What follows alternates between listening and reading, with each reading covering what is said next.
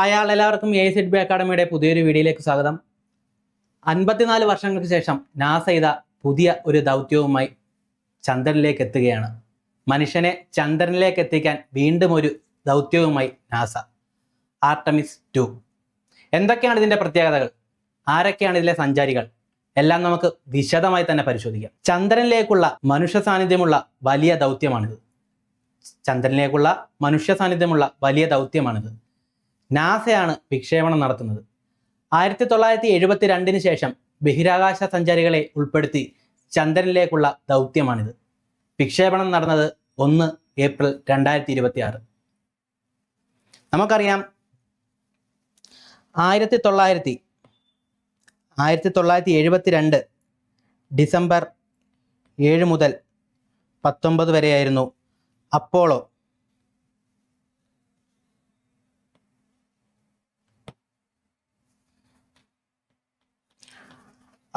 17 കൂടി മനുഷ്യൻ ആദ്യമായി ചന്ദ്രനിലേക്ക് എത്തുന്നത്. അതിനുശേഷം മനുഷ്യനെ ചന്ദ്രനിൽ കൊണ്ടുപോകുന്നത് ആർടെമിസ് 2 എന്ന ദൗത്യത്തിലൂടെയാണ്. ഇതിനായി ഉപയോഗിച്ച റോക്കറ്റ് SLS അല്ലെങ്കിൽ സ്പേസ് ലോഞ്ച് സിസ്റ്റം. ഇതിനായി ഉപയോഗിച്ചിരിക്കുന്ന സ്പേസ് ക്രാഫ്റ്റ് ഓറിയോൺ. ഇതിന് ഉപയോഗിച്ചിരിക്കുന്ന ഇന്ധനം ലിക്വിഡ് ഹൈഡ്രജനും ലിക്വിഡ് നൈട്രജനുമാണ്. ഈ ദൗത്യത്തിൻ്റെ ദൈർഘ്യം എന്ന് പറയുന്നത് 10 ദിവസമാണ്. ഭൂമിയുടെ ഉപരിതലത്തിൽ നിന്നും, ഭൂമിയുടെ ഗുരുത്വാകർഷണ വലയത്തിൽ നിന്നും ചന്ദ്രൻ്റെ ഗുരുത്വാകർഷണ വലയത്തിലേക്ക് കടക്കാൻ 4 ദിവസങ്ങളോളം എടുത്തു. അതിനുശേഷം അത് ചന്ദ്രനെ വലം വെച്ച് തിരികെ ഭൂമിയിലേക്ക്. വിക്ഷേപണം നടത്തിയത് അമേരിക്കയിലെ ഫ്ലോറിഡയിലെ കെന്നഡി സ്പേസ് സെൻറ്ററിലെ ലോഞ്ച് കോംപ്ലക്സിൽ നിന്നുമാണ്. ചന്ദ്രോപരിതലത്തിൽ ഇറങ്ങുന്നില്ല. ഇത് ചന്ദ്രനെ വലം വെച്ച് തിരികെ ഭൂമിയിലേക്ക് എത്തുകയാണ്. ഇതാണ് നമ്മുടെ ഓറിയോൺ സ്പേസ് ക്രാഫ്റ്റ്. ഇതിലാണ് നമ്മുടെ ബഹിരാകാശ സഞ്ചാരികൾ യാത്ര തിരിച്ചത്. നമുക്ക് സഞ്ചാരികൾ ആരൊക്കെയാണെന്ന് തന്നെ നോക്കാം. Reid Wiseman, Victor Glover, Christina Koch, Jeremy Hansen. Reid Wiseman അദ്ദേഹമായിരുന്നു ഈ വാഹനത്തിൻ്റെ ക്യാപ്റ്റൻ. ഈ വാഹനത്തെ നിയന്ത്രിച്ചിരുന്നതും ഈ മിഷന്റെ ക്യാപ്റ്റൻ അദ്ദേഹമായിരുന്നു. വിക്ടർ ഗ്ലോവർ അദ്ദേഹമായിരുന്നു ഈ വാഹനത്തെ നിയന്ത്രിച്ചിരുന്നത്. ഈ വാഹനത്തിൻ്റെ pilot Victor Glover. Christina Koch ഈ ദൗത്യത്തിൽ ഉൾപ്പെട്ട ഏക വനിത. ഇവർ മൂന്ന് പേരും നാസയുടെ ബഹിരാകാശ സഞ്ചാരികളാണ്. എന്നാൽ ഇതിൽ നിന്ന് വ്യത്യസ്തമായി ജെർമി ഹാൻസൺ അദ്ദേഹം ഒരു കനേഡിയൻ പൗരനാണ്. കാനഡയിൽ നിന്നുള്ള ഒരു ബഹിരാകാശ സഞ്ചാരിയാണ് ജെർമി ഹാൻസൺ. ഇവർക്ക് 4 പേർക്കും ഒരു റെക്കോർഡുണ്ട്. എന്താണെന്ന് വെച്ചാൽ ഭൂമിയിൽ നിന്നും ഏറ്റവും കൂടുതൽ ദൂരം സഞ്ചരിച്ചവരാണ് ഇവർ. ഭൂമിയിൽ നിന്നും ഏകദേശം 4 ലക്ഷം കിലോമീറ്റർ സഞ്ചരിച്ച് അവർ തിരിച്ച് ഭൂമിയിലേക്ക് തന്നെ എത്തി. എങ്ങനെയാണ് ഇതിൻ്റെ യാത്ര എന്ന് നമുക്ക് നോക്കാം. ഇത് ഭൂമിയാണ്. ഈ പേടകം ഓറിയോൺ, ഈ പേടകം ഭൂമിയെ കുറച്ച് തവണ വലം വെക്കുന്നു. പതുക്കെ അതിൻ്റെ പാത തിരിച്ച് ഡീവിയേറ്റ് ചെയ്ത് ചന്ദ്രനെ വലം വെച്ച് തിരികെ ഭൂമിയിലേക്ക് എത്തുന്നു. ഭൂമിയെ വലം വെച്ചതിന് ശേഷം അതിൻ്റെ ഭ്രമണപഥം ഉയർത്തി ചന്ദ്രനെ വലം വെച്ചതിന് ശേഷം തിരികെ ഭൂമിയിലേക്ക് എത്തുന്നു. അപ്പോൾ ഇതിലെ സഞ്ചാരികൾക്ക് ധാരാളം പ്രത്യേകതകളുണ്ട്. വിക്ടർ ഗ്ലോവർ അദ്ദേഹത്തിനൊരു പ്രത്യേകതയുണ്ട്. ചന്ദ്രനിലേക്ക് പോകുന്ന ആദ്യ കറുത്തവർഗക്കാരനാണ് അദ്ദേഹം.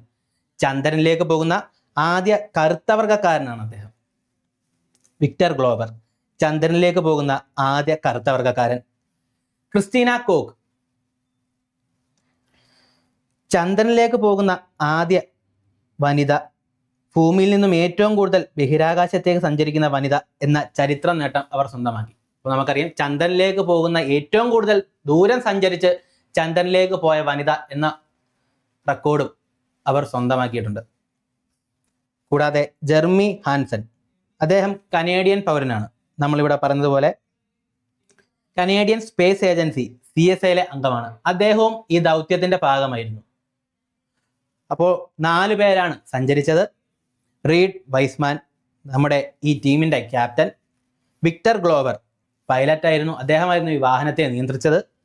ക്രിസ്റ്റീന കോക്ക് ഈ ദൗത്യത്തിലെ ഏക വനിത. ജെർമി ഹാൻസ് നാസയ്ക്ക് പുറത്തുനിന്ന് CSA അല്ലെങ്കിൽ കനേഡിയൻ സ്പേസ് ഏജൻസിയിൽ നിന്നും ഈ ദൗത്യത്തിൽ അംഗമായ വ്യക്തി. വിക്ടർ ഗ്ലോവറിന്റെ പ്രത്യേകത എന്താണെന്ന് വെച്ചാൽ ചന്ദ്രനിലേക്ക് പോകുന്ന ആദ്യ കറുത്തവർഗക്കാരനാണ് അദ്ദേഹം. ക്രിസ്റ്റീന കോക്ക് ഭൂമിയിൽ നിന്നും ഏറ്റവും കൂടുതൽ ദൂരം സഞ്ചരിച്ച വനിത. ഭൂമിയിൽ നിന്നും ഏറ്റവും കൂടുതൽ ദൂരം സഞ്ചരിച്ച് ചന്ദ്രന്റെ ഭ്രമണപഥത്തിൽ എത്തിയ വനിത. ജെർമി ഹാൻസൺ അദ്ദേഹം ഒരു കനേഡിയൻ പൗരനാണ്. ഇതാണ് ഇതിലെ യാത്രക്കാരുടെ പ്രത്യേകതകൾ. നമുക്കറിയാം ഇതിലെ 4 പേരും ഒരു തരത്തിൽ റെക്കോർഡിട്ടവരാണ്. ഈ 4 പേരും ഏകദേശം 4 ലക്ഷത്തോളം കിലോമീറ്റർ സഞ്ചരിച്ച് ചന്ദ്രന്റെ ഭ്രമണപഥത്തിൽ എത്തിയിരിക്കുന്നത്. ഇവർക്ക് പുറമെ ഈ 4 പേരെ കൂടാതെ മറ്റൊരു ആളും ഇവരുടെ കൂടെ ഈ ഓറിയോൺ എന്ന പേടകത്തിൽ ഉണ്ടായിരുന്നു. റൈസ് എന്ന പാവ കേവലം 8 വയസ്സ് മാത്രം പ്രായമുള്ള ഒരു 8 വയസ്സുകാരൻ രൂപകൽപ്പന ചെയ്തതാണ് ഈ പാവയെ. ലൂക്കാസ് എന്നാണ് ആ കുട്ടിയുടെ പേര്. ലൂക്കാസ് ഡിസൈൻ ചെയ്ത ഈ പാവയുമായിട്ടാണ് നമ്മുടെ ഈ 4 സഞ്ചാരികൾ ഈ പാവയും കൂട്ടി ചന്ദ്രനിലേക്ക് എത്തിയത്. ഭൂമിയിൽ നിന്ന് ഏകദേശം 4 ലക്ഷം കിലോമീറ്റർ താണ്ടി ഭൂമിയിൽ നിന്ന് കാണാൻ കഴിയാത്ത ചന്ദ്രന്റെ ഭാഗം അവർ കണ്ടു. അപ്പോൾ ഈ ഭൂമിയിൽ നിന്ന് നമുക്ക് കാണാൻ കഴിയാത്ത ചന്ദ്രന്റെ ഭാഗം അവർ കണ്ടു. അതുകൂടാതെ ഏറ്റവും ദൈർഘ്യമേറിയ കമ്മ്യൂണിക്കേഷൻ ബ്ലാക്കൗട്ട്. എന്താണ് ഈ കമ്മ്യൂണിക്കേഷൻ ബ്ലാക്കൗട്ട്? ഈ പേടകം നമുക്ക് കാണാൻ സാധിക്കാത്ത ചന്ദ്രന്റെ ഭാഗത്തേക്ക്, ഭൂമിയിൽ നിന്ന് നോക്കിയാൽ കാണാൻ സാധിക്കാത്ത ചന്ദ്രന്റെ ഭാഗത്തേക്ക് എത്തുമ്പോൾ ഭൂമിയുമായിട്ട് അവരുടെ ആ കമ്മ്യൂണിക്കേഷൻ നഷ്ടപ്പെടുകയാണ്. ഈ പേടകവും നമ്മുടെ ഭൂമിയിലുള്ളവരുമായിട്ടുള്ള ആ കമ്മ്യൂണിക്കേഷൻ നഷ്ടപ്പെടുകയാണ്. ഏകദേശം 40 മിനിറ്റോളമായിരുന്നു ഈ കമ്മ്യൂണിക്കേഷൻ ബ്ലാക്കൗട്ടായത്. 40 മിനിറ്റ് നേരം ഭൂമിയിലേക്ക് യാതൊരു വിവരങ്ങളും ഇവിടെ നിന്ന് ലഭിച്ചിരുന്നില്ല. ഇതാണ് ഏറ്റവും ദൈർഘ്യമേറിയ കമ്മ്യൂണിക്കേഷൻ ബ്ലാക്കൗട്ട് എന്ന് പറയുന്നത്.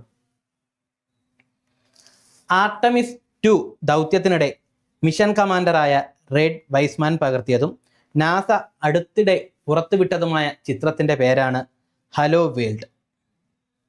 അപ്പോൾ 1972 നമ്മുടെ അപ്പോളോയിൽ നിന്ന് ഒരു ചിത്രം പകർത്തിയിരുന്നു, ബ്ലൂ മാർബിൾ എന്ന് പറയുന്നത്. അതിന് സാദൃശ്യം അതേപോലെ ഉള്ളൊരു ചിത്രമാണ് ഹലോ വേൾഡ്. ഇത് പകർത്തിയത് റെയ്ഡ് വൈസ്മാൻ. ഈ അടുത്ത സമയത്താണ് നാസ ഈ ചിത്രം പുറത്തുവിട്ടത്.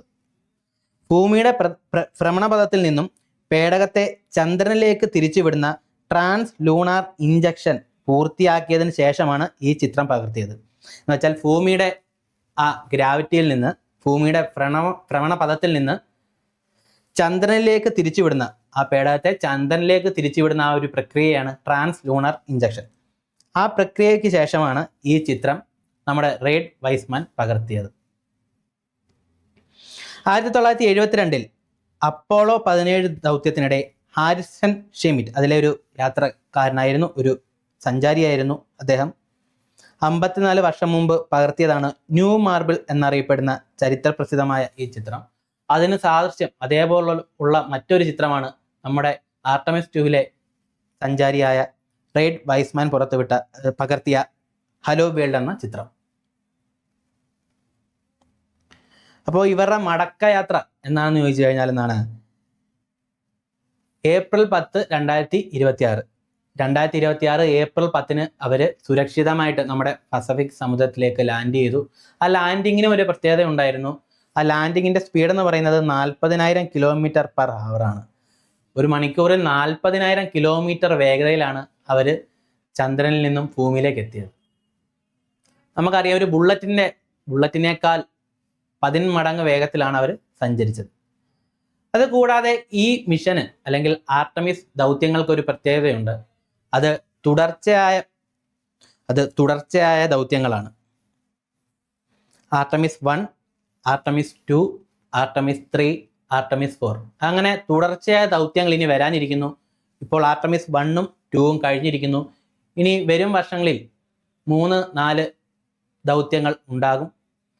എന്തിനാണ് ഈ ആർട്ടമിസ് 2 ദൗത്യം ഇപ്പോൾ നടത്തിയത്? അവിടെ ആരും ചന്ദ്രനിൽ കാലുകുത്തിയിട്ടില്ല. എന്തിനൊക്കെ വേണ്ടിയിട്ടാണ് ഈ ആർട്ടമിസ് 2 ദൗത്യം നടത്തിയതെന്ന് വെച്ചാൽ അതൊരു ടെസ്റ്റ് ഡോസ് ആയിട്ട് വേണമെങ്കിൽ നമുക്ക് കരുതാം. ഈ ബഹിരാകാശ സഞ്ചാരികൾ ചന്ദ്രനിലേക്ക് എത്തുമ്പോൾ അവർക്ക് എന്തെല്ലാം തരത്തിലുള്ള പ്രശ്നങ്ങൾ ഉണ്ടാവും, ആ വാഹനത്തിന് എന്തെങ്കിലും പ്രശ്നങ്ങൾ ഉണ്ടാവാറുണ്ടോ, എർത്തിൻ്റെ ഗ്രാവിറ്റി വിട്ട് മൂണിൻ്റെ ഗ്രാവിറ്റിയിലേക്ക് പ്രവേശിക്കുമ്പോൾ എന്തൊക്കെ പ്രശ്നങ്ങൾ അവിടെ ഉണ്ടാവാം, അതുകൂടാതെ ലൈഫ് സപ്പോർട്ട് സിസ്റ്റം വർക്ക് ചെയ്യുന്നുണ്ടോ, എന്തെങ്കിലും തരത്തിൽ ഒരു ഓട്ടോമാറ്റിക് ഈ പേടകം വർക്ക് ചെയ്യുന്ന ആ പേടകത്തിന് എന്തെങ്കിലും ഒരു പ്രശ്നം പറ്റിയാൽ മാനുവലായിട്ട് അതിനെ കൺട്രോൾ ചെയ്യാൻ സാധിക്കുമോ, അങ്ങനെയുള്ള ധാരാളം സംശയങ്ങൾക്ക് ഉത്തരം കണ്ടെത്താനാണ് ആർട്ടമിസ് 2 എന്ന ദൗത്യം ഇപ്പോൾ നടത്തിയിരിക്കുന്നത്. എന്തായാലും ഈ ദൗത്യം വിജയകരമായി പൂർത്തിയാക്കി ഏപ്രിൽ 10 അവർ തിരിച്ചെത്തിയിരിക്കുന്നു. അപ്പോൾ വരും കാലങ്ങളിൽ ആർട്ടമിസ് 3, 4 എന്നീ ദൗത്യങ്ങൾ ഉണ്ടാവും.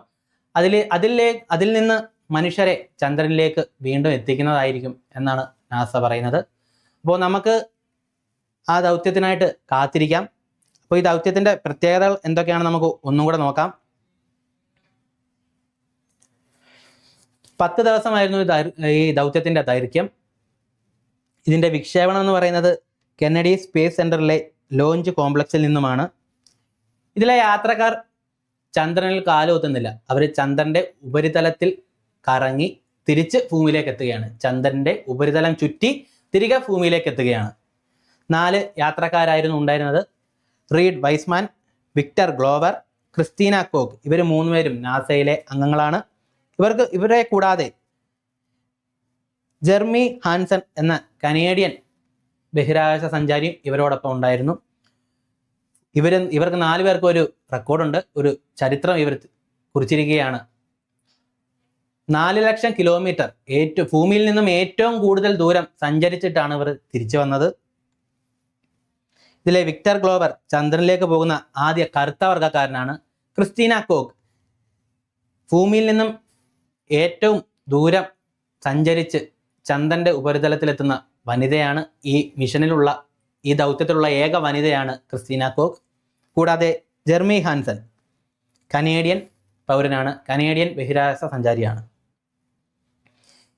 ഇവർക്ക് പുറമെ റൈസ് എന്ന പാവയും ഈ മിഷനിൽ പങ്കാളിയായി.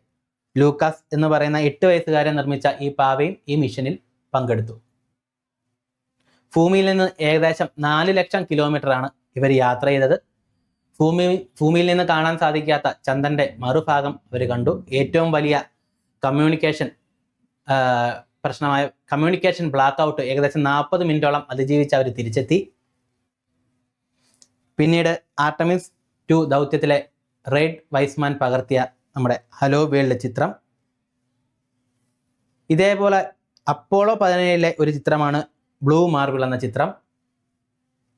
പിന്നെ അവർ തിരിച്ചെത്തിയത് 2026 ഏപ്രിൽ 10 പസഫിക് സമുദ്രത്തിൽ സുരക്ഷിതമായി അവർ ലാൻഡ് ചെയ്തു. നമ്മൾ പറഞ്ഞ പോലെ ഇതൊരു തുടർച്ചയായ ദൗത്യമാണ്. ആർട്ടമിസ് 1, 2 കഴിഞ്ഞു. ഇനി 3, 4 വരാനിരിക്കുന്നു. വരും വർഷങ്ങളിൽ അത് ഉണ്ടാവും. എന്തായാലും ഈ ദൗത്യങ്ങളെല്ലാം വൻ വിജയമായി തീരട്ടെ. എല്ലാവർക്കും വീഡിയോ ഇഷ്ടപ്പെട്ടെന്ന് കരുതുന്നു. Thank you.